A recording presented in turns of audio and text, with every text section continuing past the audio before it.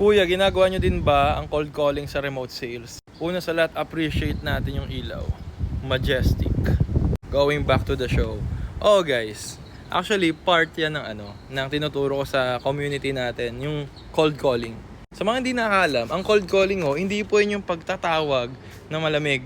Or kaya ng malamig nararamdaman mo, hindi ka tinreplyan ng asawa mo or crush mo or partner mo.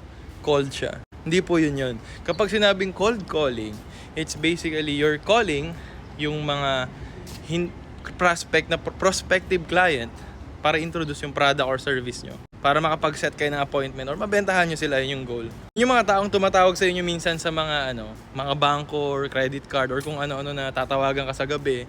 Tapos, sir, gusto nyo ba mag-avail ng credit card? Cold calling tawag doon. Nakakainis.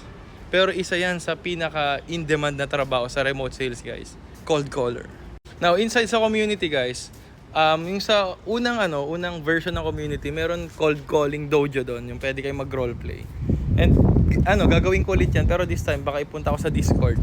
Hindi ko pa alam, pero yes, merong may mga modules tayo about cold calling sa remote sales. And lahat po ng trabaho or lahat ng skills na kailangan sa remote sales, meron ho doon. From lead generation, paano ba maghanap ng clients, yung add mo yung email, paano i-automate yon, paano mag-cold calling, paano mag-email, cold calling, email, pwedeng text din. Nandun na lahat pati pag-close ng deal. Kuya JC, paano naman appointment setting? Guys, meron din doon. Nandun na lahat. Pipili ka nga lang na skill doon sa community, tapos i-apply mo na lang.